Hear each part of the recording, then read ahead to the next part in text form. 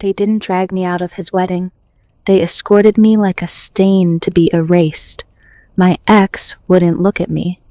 He flicked 2 fingers toward security, and the men in dark suits appeared, polite smiles masking a mandate. Remove her. The music hushed. I felt eyes slide across my skin as if shame could be shared by glance alone. The doors sighed shut behind me, and the marble corridor swallowed the noise like a secret. Outside, the air was bright and cold.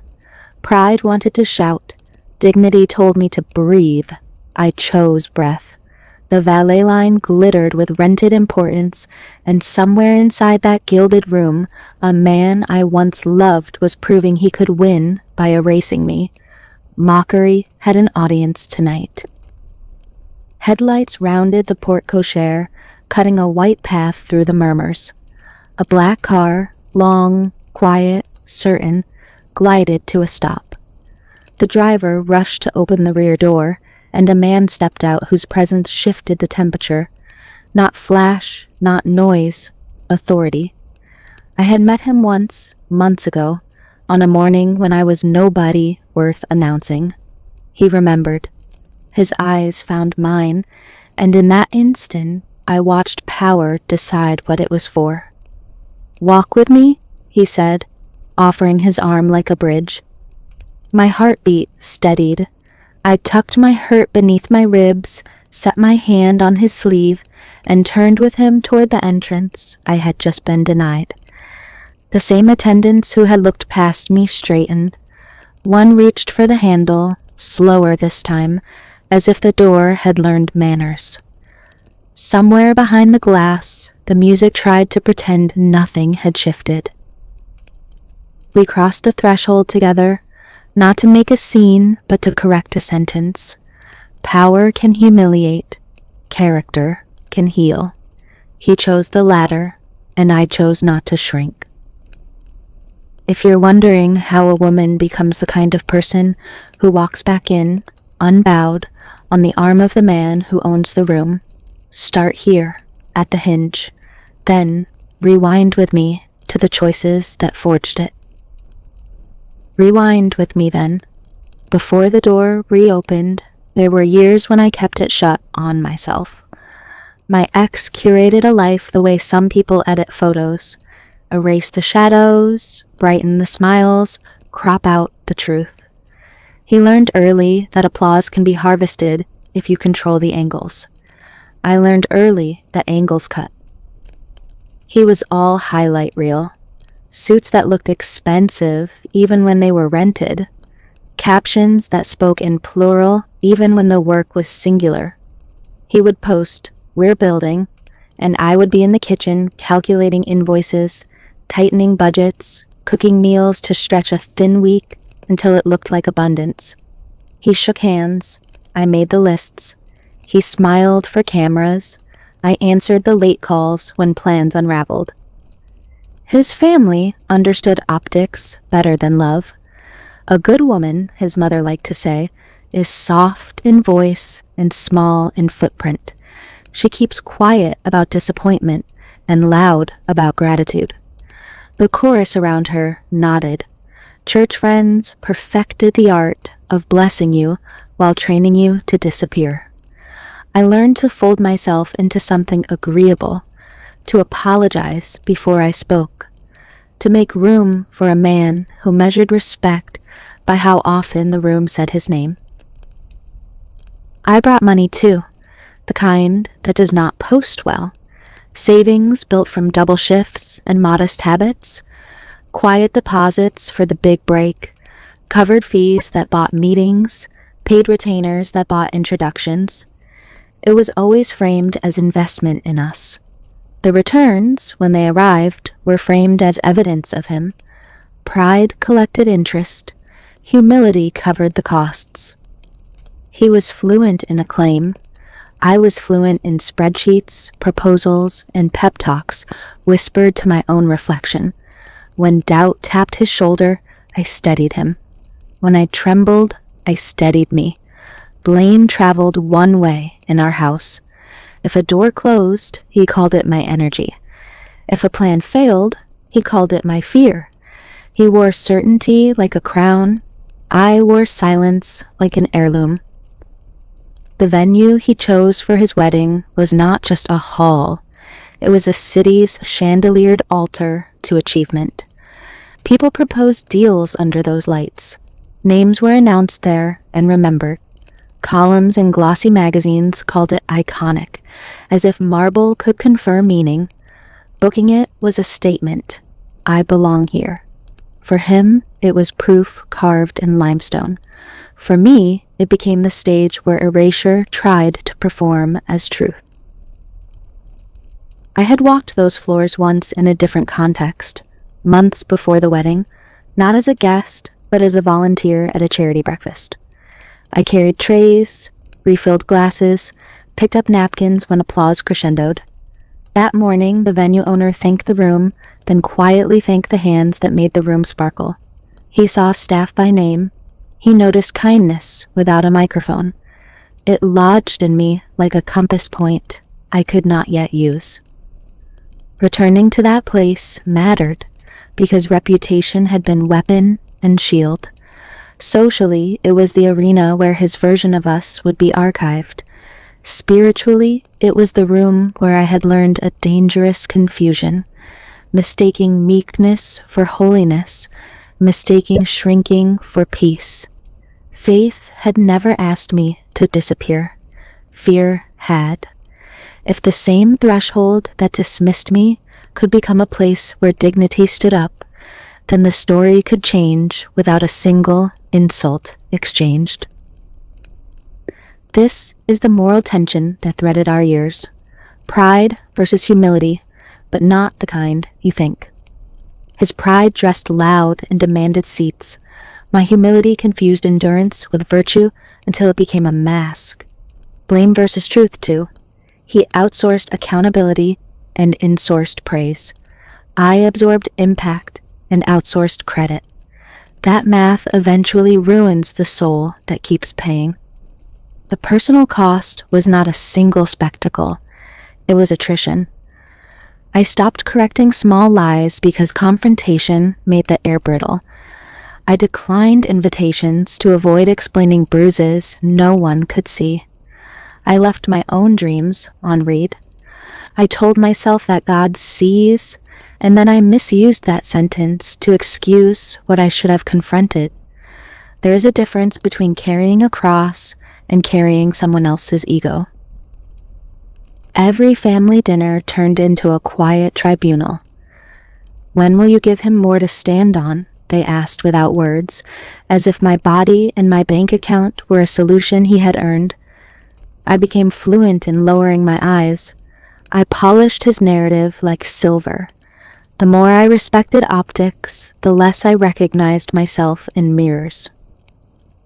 So when you saw me that night, stepping back over a threshold with my spine intact, understand the arithmetic. Glory had been borrowed, grace had been buried. Returning was not about suddenly finding a billionaire's arm. It was about finally choosing truth over optics, dignity over spectacle, and learning that humility is not the same as absence. And that choice has a cost, which is where the wound begins to deepen. Abuse rarely arrives as a headline. It arrives as fine print. Our life was a stack of small printouts, transfers for us that landed in accounts I never saw, receipts for business optics that looked like vanity, apologies I wrote to creditors when a promised payment from a client somehow became my emergency. He told me perception was capital. I told myself sacrifice was love. Pride dressed like strategy. Humility dressed like silence. If a project wobbled, he pointed at my questions. You always bring heavy clouds, he'd say, lifting his phone like a sun. Blame traveled with him like a carry-on. He never checked it. He learned to reframe taking as investing. When I raised the ledger, he raised his voice. You want me to win or not? Truth was recoded as disloyalty. I learned to lower my tone and lengthen my hours. The money shifted shape. A ring became a retainer became a deposit on a car whose plates reflected his initials. When I asked how this helped us, he explained influence. Doors don't open for people who look hungry. I nodded while calculating how to stretch groceries without asking my mother. Every month, my balance proved my belief. Every month, his captions proved his brand. Humiliation favored the soft margins where witnesses can shrug. At dinners, he ordered for me without asking, then joked that I was simple, bless her heart, while men with watches compared notes on profit. At church, he lifted his hands with fervor, then lowered them to nudge my elbow when I spoke to a woman he wanted to charm. "Let me handle the relationships," he whispered, smiling past me. In rooms that mattered to him, I became furniture, useful, silent, moved. He perfected gatekeeping as culture. At a rooftop launch he'd finagled, a velvet rope divided partners from support. My name didn't make the list he handed the doorman. "It's just for tonight," he murmured, slipping through. I watched him pose for photos, tagging the brand we both had researched at our kitchen table. A staffer mistook me for event crew and asked me to carry boxes. I did, because boxes were easier than explaining my proximity to a man who had renamed it. Another time, at a gala 2 floors below the ballroom that would later host his vows, he told me to hold it down at registration while he worked the room. I pinned a name badge to a dress I had saved for and greeted people who breezed past without eye contact. He waved from the chandelier light like an ambassador. When I tried to join him after the rush, a guard put a palm up. "Guest list only." I looked to my ex. He shook his head almost imperceptibly and mouthed, "Later. Inclusion versus belonging," explained without a syllable. I began doubting the shape of my voice. Maybe I was dramatic. Maybe smart wives knew not to interrupt momentum. I Googled phrases like how to be supportive without being invisible, and bookmarked devotionals that taught patience without ever defining dignity. I kept a private spreadsheet, dates, amounts, favors, then closed it, ashamed of my own accounting.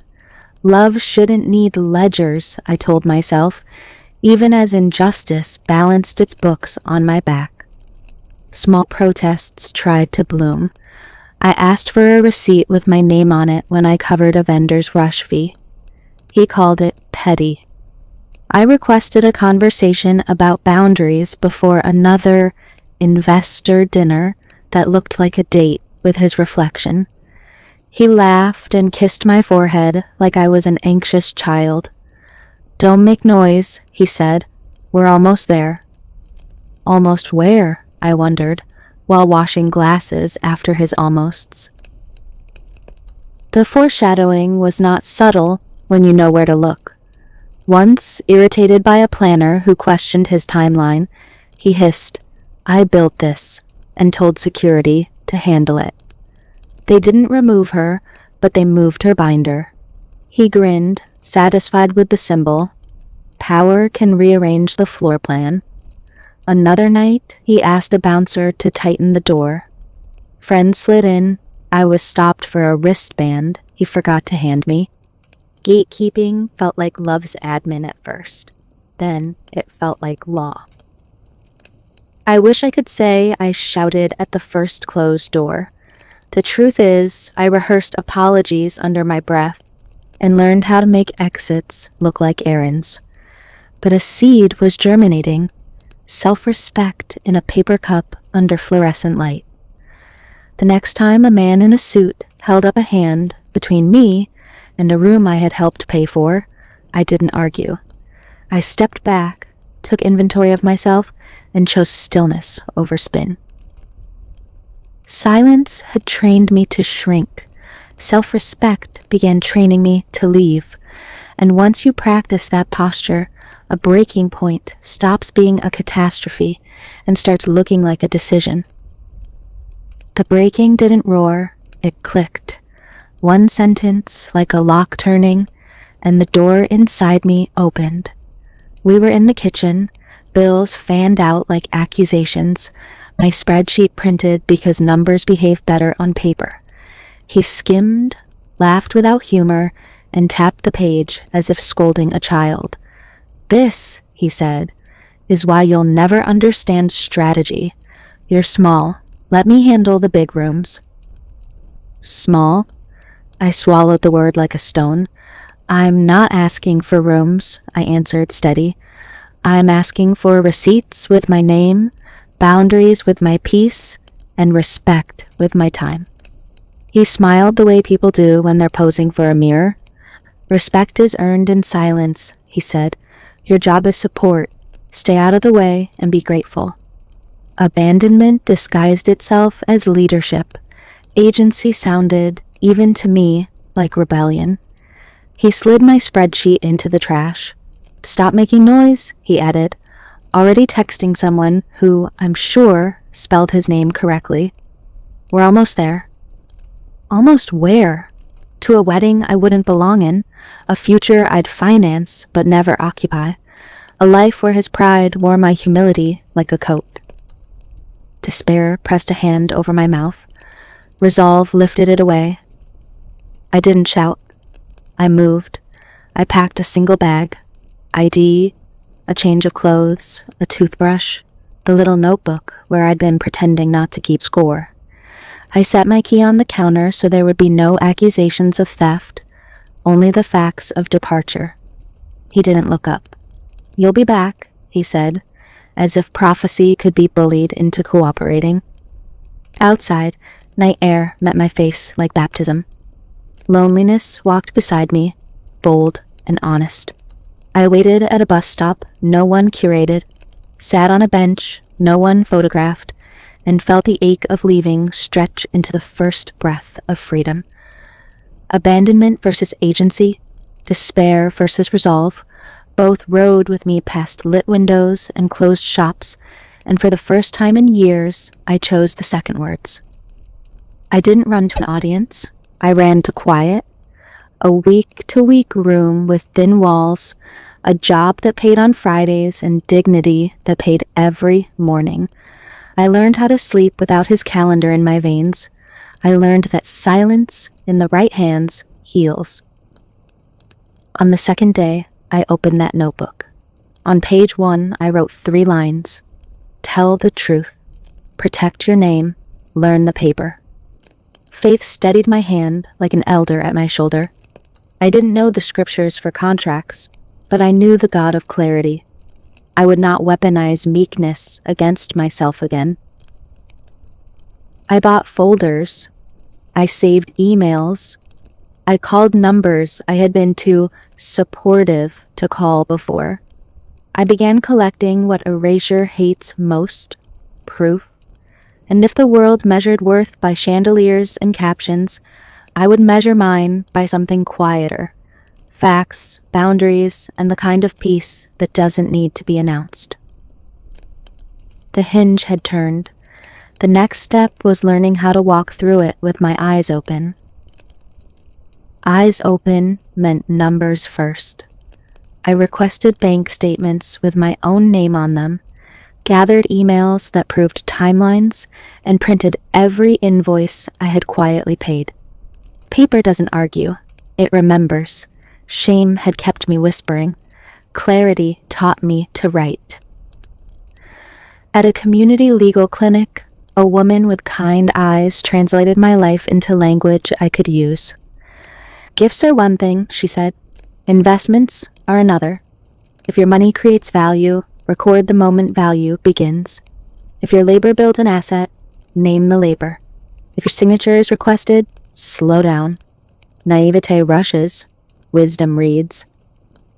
We talked about consent in business the way I had only heard it discussed in relationships. A boundary is a doorframe, she said. If someone moves it after you enter, that's not partnership. That's control. We identified patterns I had baptized as loyalty, signing as a helper, letting receipts go unsigned, allowing credit to float away because peace felt more urgent than proof. Truth requires light. I made a ledger that did not hate me. Date, amount, purpose, outcome. Not to weaponize, but to witness. I created a folder called Agreements and slipped inside it every contract I had ever skimmed. Then I read them until clauses stopped sounding like fog. The words I once avoided, consideration, assignment, indemnity, became tools, not threats. I learned I could be gentle and still say, put my name on what my hands built. Here's the short version for anyone who needs it. Document your contributions. Read what you sign. Keep your own records. Protect your rights without apology. If an arrangement cannot survive a paper trail, it cannot survive a storm. Ethics and documentation are not adversaries of love. They are guardians of it. My faith did not shrink. It settled. God is not honored by my confusion. Wisdom is not disloyalty. It is stewardship. So I prayed shorter and wrote longer, and both felt holy. The first time I asked a vendor to reissue an invoice with my name alongside my ex's, my hands shook. The second time, they didn't. When a planner tried to put me on an assistant line in a recap email, I replied, "Kindly correct the record." I served as coordinator and financial guarantor for the rentals. She updated the thread. Small corrections became a posture. Shame versus clarity, and clarity finally winning. There were losses. A few bridges hissed when I refused to cross them invisibly. A friend of his accused me of making everything legal, like it was a slur. I did not apologize. The opposite of love is not law. It is exploitation. Some circles cooled. My spirit warmed. I also learned to say no. No to quick favors that required my weekends and erased my byline. No to meetings without agendas. No to phone calls after midnight about problems I did not create. No is a door that keeps your house a home. When the paperwork was finally tidy enough to stack without wobbling, a different kind of courage showed up. I could build now without bleeding. I could choose projects because they aligned with my values, not because they might soothe his pride. That choice became a path, one that would soon intersect with someone who noticed not my noise, but my notes waiting. He noticed the notes before he noticed me. At a charity breakfast, I poured coffee, stacked programs, and left a quiet trail of order, color-coded lists, revised timelines, a seating chart that solved 3 feuds. Weeks later, a planner called to rescue a fundraiser on the brink. I arrived early, counted chairs, rewrote the run of show, and taped labels where chaos wanted to bloom. He walked through the ballroom during sound check, greeted custodians by name, and paused at my table. I had registered a small company with a plain name and clear promise. We organize what people love so their values are not lost in the noise. My first invoices were modest but clean. Deposits up front, scopes in writing, cancellations defined. I built a rate sheet that did not apologize. When clients asked for miracles, I priced miracles. Each paid receipt stitched confidence back into a place shame once held. The jobs were not glamorous at first. A neighborhood scholarship breakfast, a clinic open house, a book launch in a church hall with flickering lights. I brought extension cords, bandages, and thank you notes. I introduced myself to security and to the person emptying trash, because respect travels both directions. Word traveled slower than gossip, but truer. One client became 2, then 6, then a calendar with color where there had been blank space. True to his word, the owner asked to meet. He chose a quiet corner of the lobby on an ordinary day. No riddles, no favors. One question. What do you need to do your best work? I answered, clear agreements, access to the right people, decision makers who answer the phone, invoices paid on time. He smiled like we had already shaken hands. He hired me for a small series hosted by his foundation, not because I was flashy, but because I was prepared. We signed a short contract with my name on it. The deposit landed without a reminder. When a sponsor tried to reroute decisions by texting him at midnight, he copied me into a morning reply. Please coordinate with her. She leads this project. Transaction became respect. I entered meetings knowing I could finish sentences without being moved. He taught in the way good mentors do, by asking better questions. Who are you trying to serve? What will you not trade for scale? Where will you say no? He never asked me to brand my story around him. If anything, he insisted on the opposite. Do not skip your name. Put it on what you build. He understood that partnership honors the work instead of consuming it. Exploitation hoards credit. Partnership multiplies. Under that covering, I grew fast and right. I learned vendor law, emergency planning, and the language of risk. I shadowed engineers to understand why sound fails and walked dock ramps at 4 a.m. I set up debriefs that named wins and misses without blame. I made templates for run sheets, guest flows, and crisis trees. I trained my small team to treat clipboards like passports, useful because they open doors, not because they confer rank. At one gala, a storm rolled in. Power flickered. I moved the band to the foyer, asked the kitchen to lead with dessert, and reset the room before panic spread. Later, he sent one line. Calm is a gift. Keep giving it. Another day, a dignitary arrived early. I walked him through a gallery while the team dressed the stage faster because everyone felt safe. From a distance, the owner watched respect reshape a room. Opportunities followed, the kind that required choice. He offered introductions, not instructions, opening doors, then stepping back so I could decide if the room matched my values. When a luxury brand dangled money but required me to hide community partners, he said, "Say no if your piece says no." I declined. A week later, a hospital foundation asked me to redesign a donor experience so patients felt honored rather than displayed. We said yes. I slept that night. My company grew into its bones. I hired a coordinator, then a second, women who had been told their competence should be quiet. We were not loud, we were precise. Our proposals carried a line at the top. We believe people are not props. We believe events should tell the truth.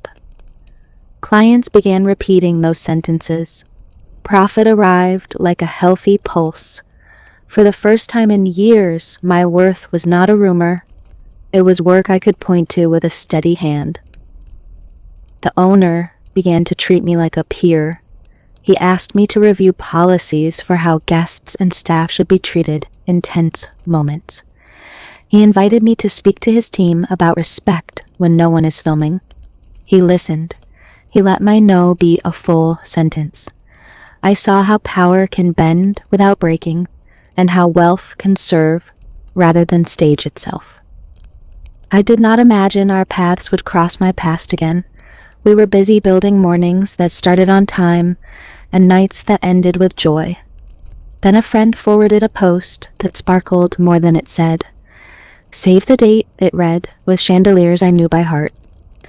My breath held, then released. Invitations reveal more than paper. What arrived next would test everything I had learned about poise with quiet resolve. The envelope wasn't an invitation, it was a dare. Heavy stock, gold script, a caption from a mutual friend that read, "New beginnings require letting go of old mistakes." I wasn't a mistake. I had been a mirror, but his message was clear: arrive small or don't arrive at all. Provocation knocked. I answered with poise. I held the card until my hand stopped shaking, then set my terms. If I went, I would go as myself, not as a prop or a warning. No entourage, no performance, a dress that honored the day without competing with the bride, low heels I could stand in, and a heart trained to stay quiet. Fear pressed questions against my ribs. Composure breathed through each one. I RSVP'd yes without commentary and took a screenshot of the confirmation. Then I emailed guest services at the venue, copying the operations manager I had worked with before. My note was simple. My name is on the guest list. I intend a brief, unobtrusive attendance. If there is any confusion at check-in, please call me aside rather than escalate on the floor. Here is my number. Thank you for caring for guests and staff with dignity. Respect invites respect. I wanted that written somewhere besides my heart.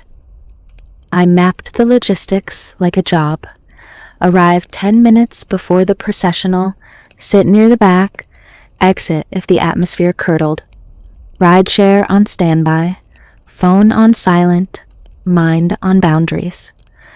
I would bring a small gift and leave it at the table with a handwritten blessing that cost me nothing but pride. Power loves an audience. Character travels without one. Friends offered to come. I declined with gratitude. This was not about backup. It was about proof to myself that I could enter charged air and keep my oxygen. I said a short prayer for peace, laid my outfit across a chair, and slept as if the future trusted me. I chose presence over pettiness, boundaries over noise. If pride tried to police who belonged, I would let policies and character answer. Either way, I would not explain myself to pride, not today. By the time I arrived, the cocktail hour was humming. I checked in with a quiet hello, offered my name, and watched the attendant find it on the list as if dignity could be alphabetized. I chose a seat near the back, close enough to witness, far enough to breathe. The chandeliers rehearsed their sparkle, the quartet threaded familiar songs through the air, and servers moved like kindness with trays. He stood at the center of it, my former almost future, laughing with men who loved mirrors. His suit was new, his smile older, his performance practiced. Status was the language. He was fluent. I sat with my spine and my small gift and the promise I had made to myself. Be present, not loud. He saw me the way a storm sees a kite, something to manage, not to understand. His jaw tightened, then relaxed for a show. He touched his cuff, signaled a coordinator, and the whisper moved down the line. A guard approached with professional politeness that felt like velvet over a shove. "Excuse me, ma'am. Could you step outside with me for a moment?" He did not ask me if I was well. He did not confirm the host's intentions. He had been sent. I gathered what I had brought, stood, and followed, because noise feeds pride, and I had brought neither. As the doors opened, my ex smirked, then turned his face to the nearest camera he could find. Noise won the room, truth waited in the hall. We stopped under the portico where flowers pretended to be wild and the city pretended to be kind. The guard cleared his throat, maybe expecting protest, maybe wanting it. I thanked him for being courteous and stood to the side where the driveway met the curb. Inside, applause rose like steam and faded. I felt the familiar tug to defend my place, to re-explain my name, to ask a room for permission it had not earned. Instead, I breathed, set the gift on a small table near the door, and watched the valet lights trace slow loops. Truth does not need to shout. It needs a witness. Headlights curved into the circle, then stilled. The black car paused like a held breath and released a man whose presence asked rooms to behave.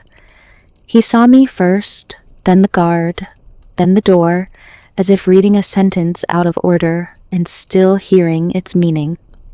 "Good evening," he said, and the syllables turned the temperature down. The guard answered with the respect people reserve for name tags they recognize. "There seems to be confusion," the owner continued, looking to me, not through me. I explained in 2 lines that my name was on the guest list, that I had been asked to step outside. The operations manager appeared at a near run, breath calm, voice lower than the situation.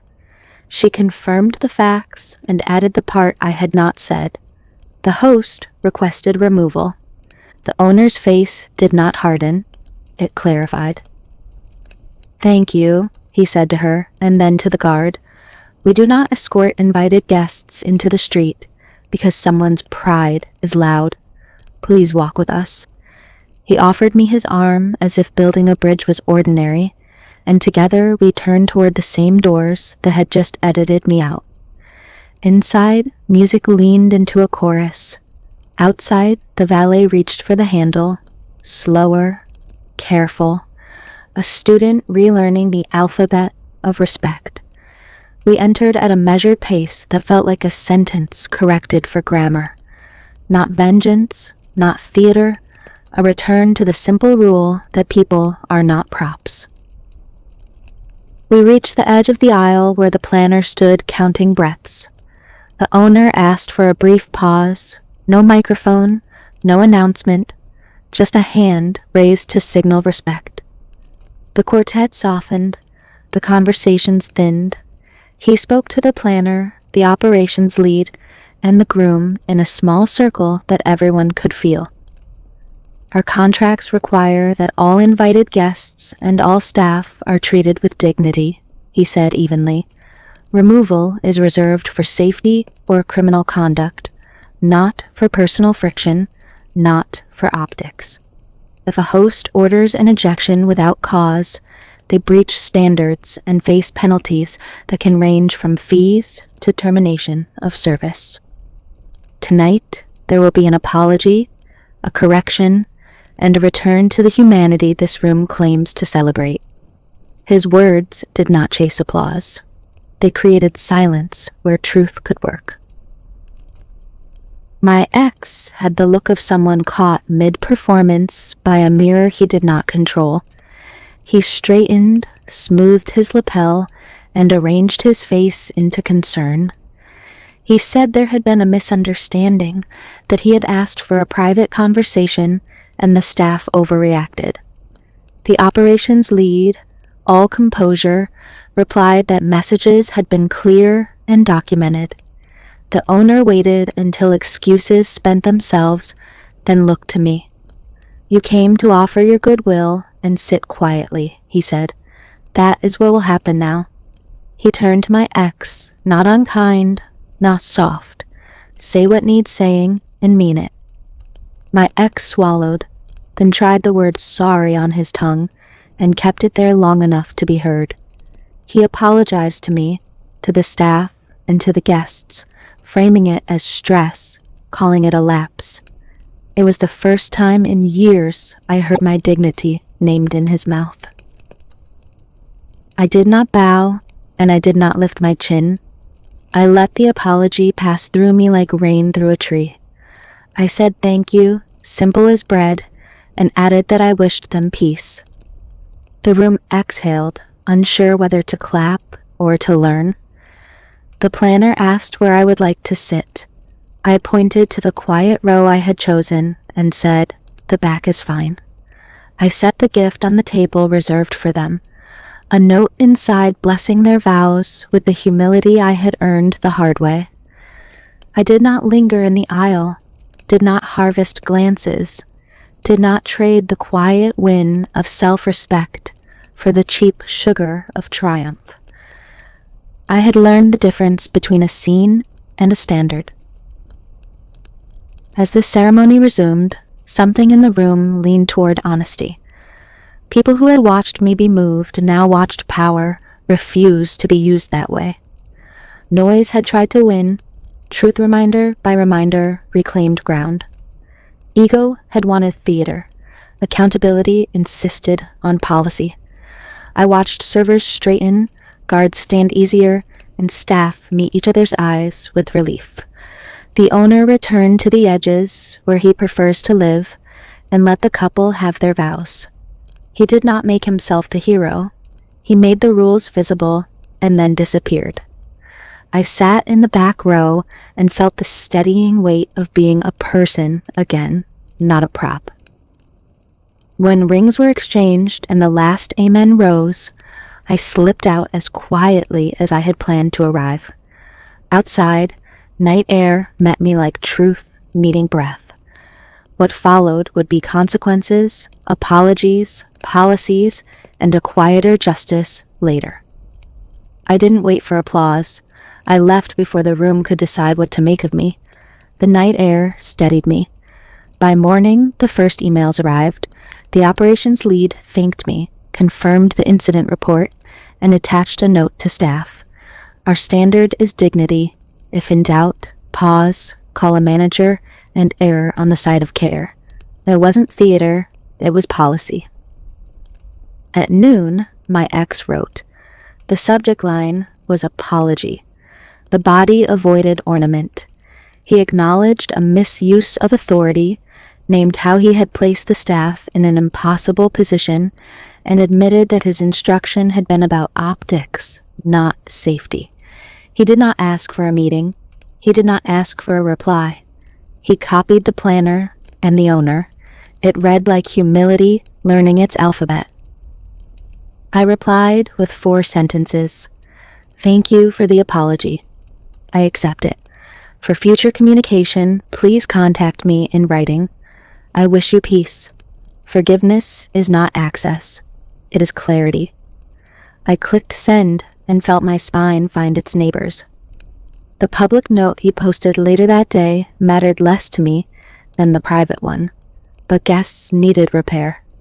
He thanked the venue team for recentering dignity, apologized for creating confusion, and pledged a donation to the staff scholarship fund the owner's foundation oversees. Some commenters clapped, some parsed. I stayed out of the thread. Image could manage itself. Integrity had work to do. Consequences arrived quietly where they count. A sponsor pressed pause on a pending collaboration, citing misalignment of values. A vendor declined to share photos, explaining that they protect teams who protect them. A planner he admired sent him a checklist titled, Before You Call Security. None of it was vindictive. It was a network reminding itself what it stands for. The venue moved fast and right. Contracts were updated to include a guest dignity clause, with examples and a clear escalation path. Hosts must designate a point of contact authorized to make removal decisions with management present. Staff receive de-escalation training and small pause cards they can lift to suspend action until a supervisor arrives.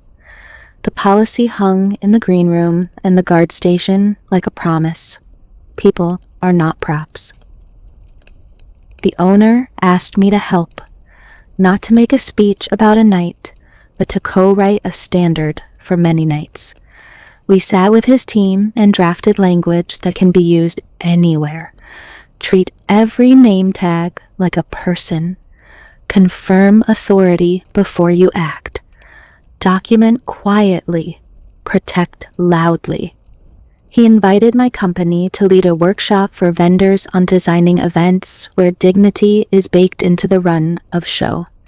He also offered a capacity grant through his foundation, modest, timely, enough to hire 2 part-time coordinators and to subsidize internships for women who, like me once, had the skills but not the door. I said yes with boundaries.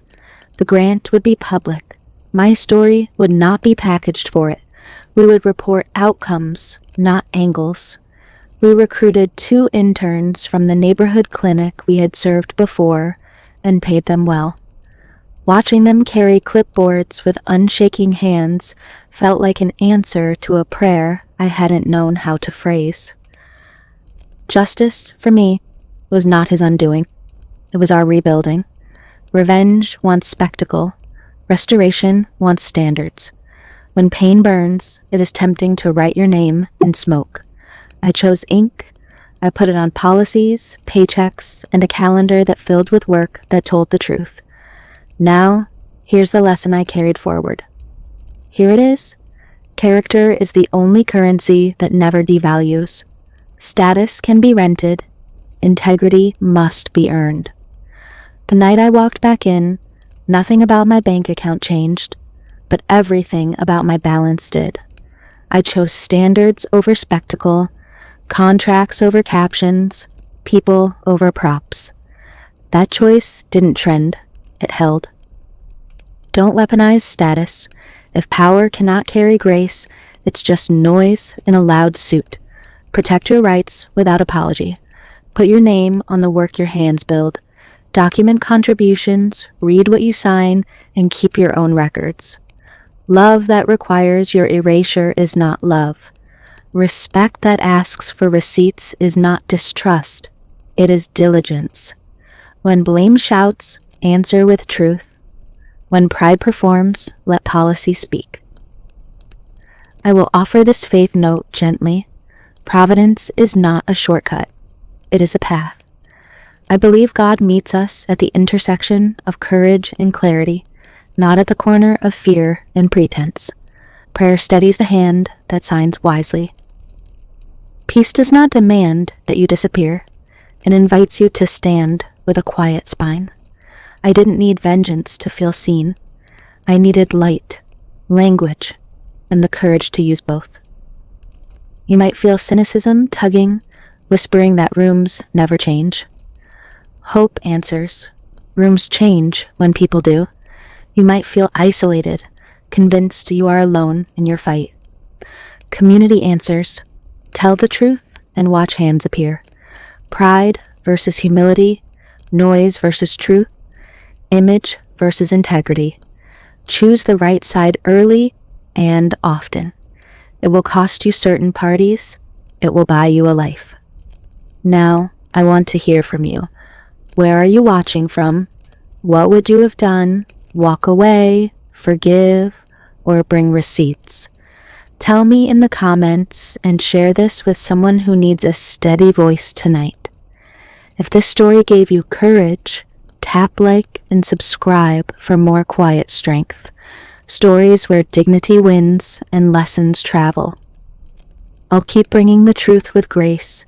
You keep showing up with that brave heart of yours. We will build this together. Before you go, lift someone in, replies, share one sentence of advice you wish younger you had heard. If this helped, save it, send it, and set a reminder for next story. Choose hope over cynicism, community over isolation, and character over status. Your voice belongs here today. Thank you for standing in quiet strength.